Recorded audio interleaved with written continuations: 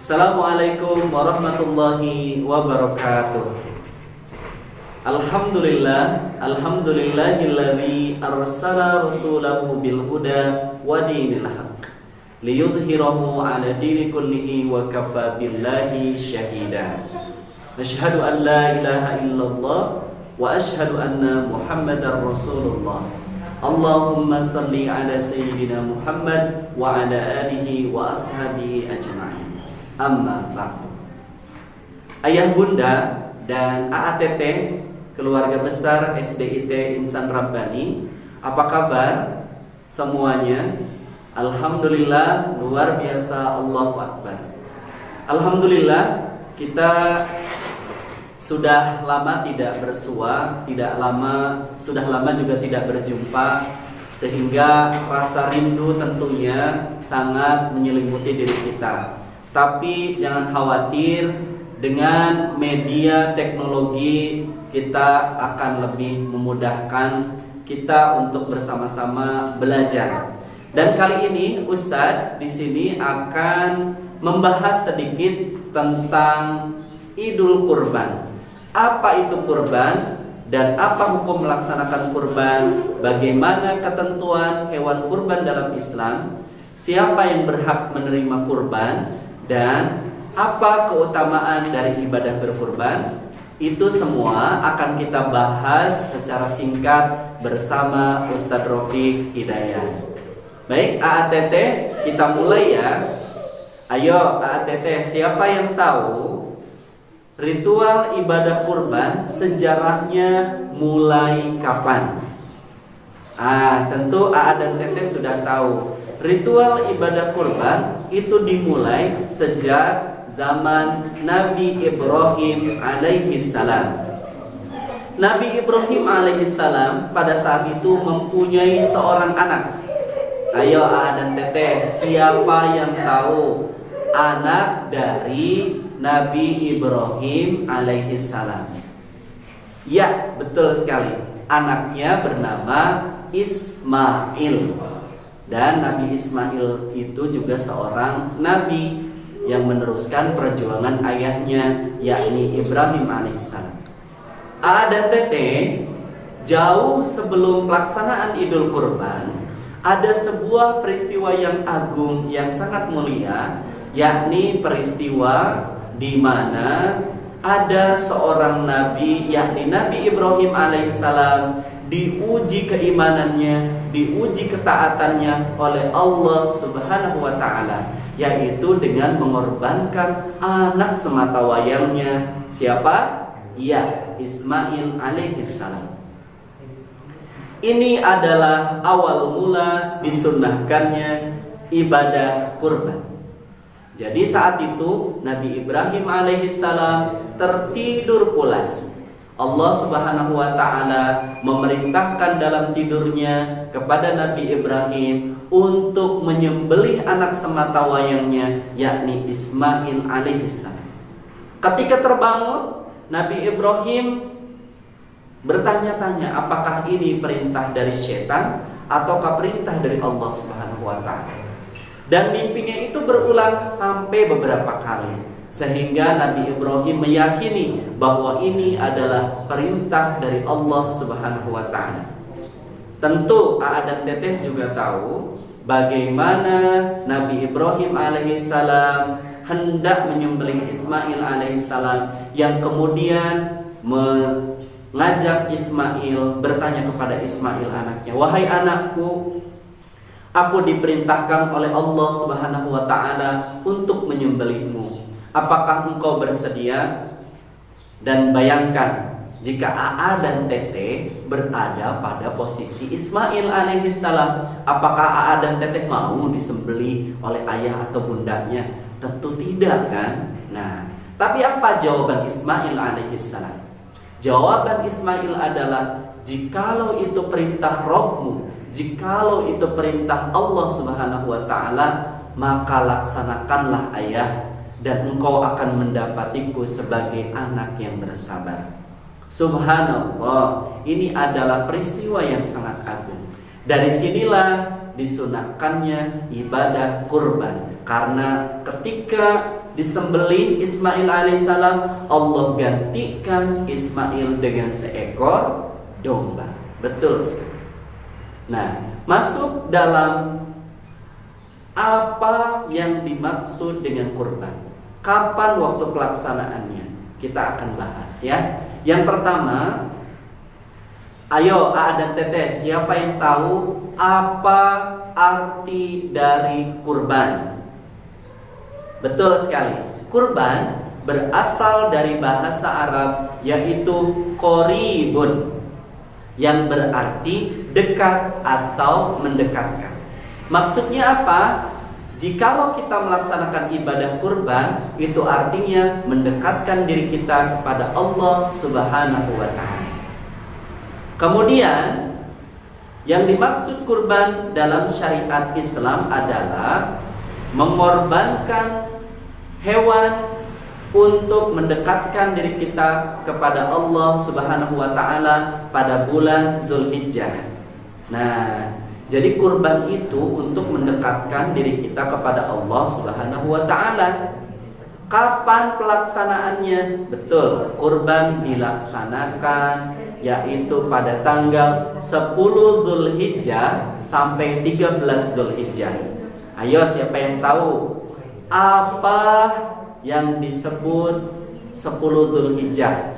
Kegiatannya apa? Yang kita melaksanakan sholat, kemudian ada khutbah, dan setelah itu kita melaksanakan kurban. Betul, yaitu hari raya Idul Adha. Oke, AA dan Teteh, selanjutnya kita akan membahas apa hukum melaksanakan kurban. Ada yang tahu apa hukum melaksanakan kurban? Ya, hukum melaksanakan kurban adalah sunnah muakkad. Apa itu sunnah muakkad?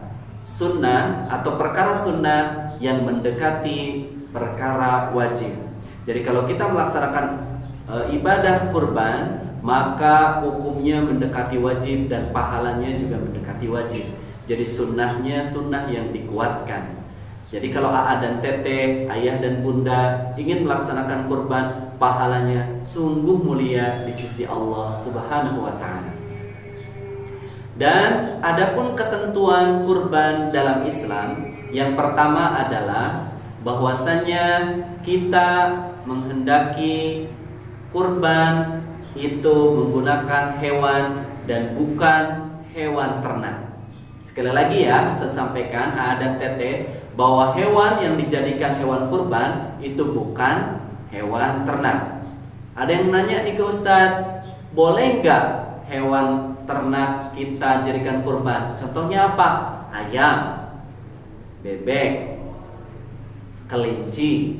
Boleh nggak dijadikan hewan kurban? Jawabannya adalah tidak boleh. Jadi yang kita korbankan itu yang pertama adalah kambing atau domba. Yang kedua, sapi atau unta. Nah, adapun ketentuan untuk hewan kurban kambing itu untuk kurban satu orang, dan hewan yang dijadikan kurban itu adalah hewan yang sehat, yang tidak memiliki cacat dalam tubuhnya. Misal matanya cuma satu, kakinya kurang satu, atau hewan yang berpenyakit. Jadi hewan yang kita kurbankan untuk Allah Subhanahu wa ta'ala harus hewan yang sehat. Dan usia untuk kambing yang dikorbankan itu adalah 1 tahun mendekati 2 tahun. Sedangkan untuk sapi atau unta, itu hewan kurban diperuntukkan untuk 7 orang. Jadi kalau ada 7 orang yang ingin melaksanakan kurban berupa sapi, itu diperbolehkan. Sama juga untuk sapi, kurbannya hewan yang dikurbankan adalah hewan yang sehat, tidak boleh hewan yang cacat. Nah, selanjutnya setelah kita laksanakan kurban, yang harus kita siapkan adalah siapa yang akan atau yang berhak menerima daging kurban. Yang pertama adalah orang yang berkurban itu sendiri beserta keluarganya. Jadi diperbolehkan jikalau ada orang yang ingin berkurban dan dagingnya mau dikonsumsi sendiri, boleh, asal sesuai kadarnya saja, jangan terlalu banyak. Kedua adalah kerabat atau sanak family atau tetangga terdekat, itu boleh juga kita berikan untuk menerima daging kurban. Yang ketiga adalah kita utamakan fakir dan miskin.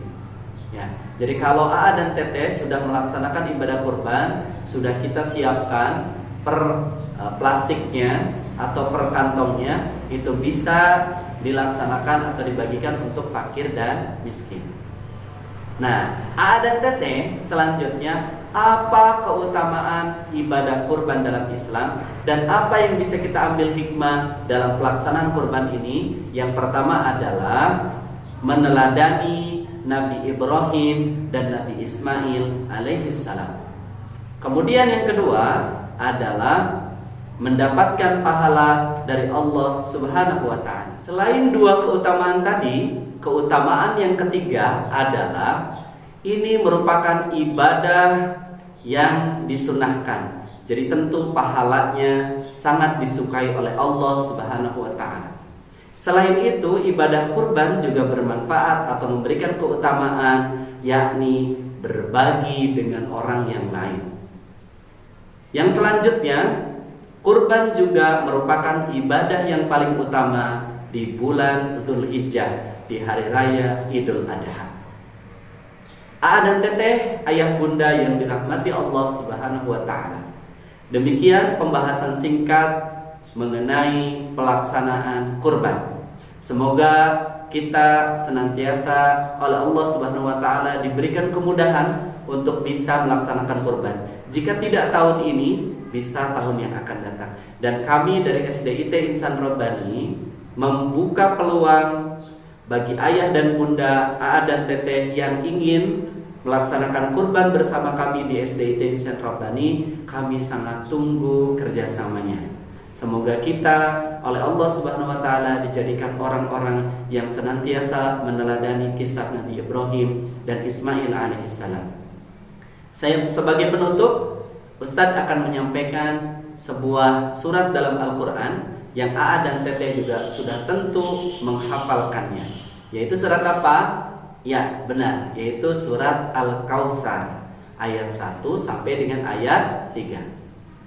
A'udzu billahi minasy syaithanir rajim. Bismillahirrahmanirrahim. Inna a'tainakal kautsar fasholli li rabbika wanhar. Inna syani'aka huwal abtar. Shadaqallahul azim. Demikian pembahasan singkat mengenai kurban. Terima kasih atas perhatiannya. Semoga AA dan Teteh serta ayah dan bunda sehat selalu di rumah, dan jangan lupa senantiasa menjaga protokol kesehatan sehingga kita terhindar dari wabah COVID-19. Terima kasih. Jikalau ada yang salah, itu murni dari Ustadz, dan jikalau banyak yang benar, itu datangnya dari Allah Subhanahu wa ta'ala. Demikian yang bisa Ustaz sampaikan. Hadanallahu wa iyyakum ajmain. Wassalamualaikum warahmatullahi wabarakatuh.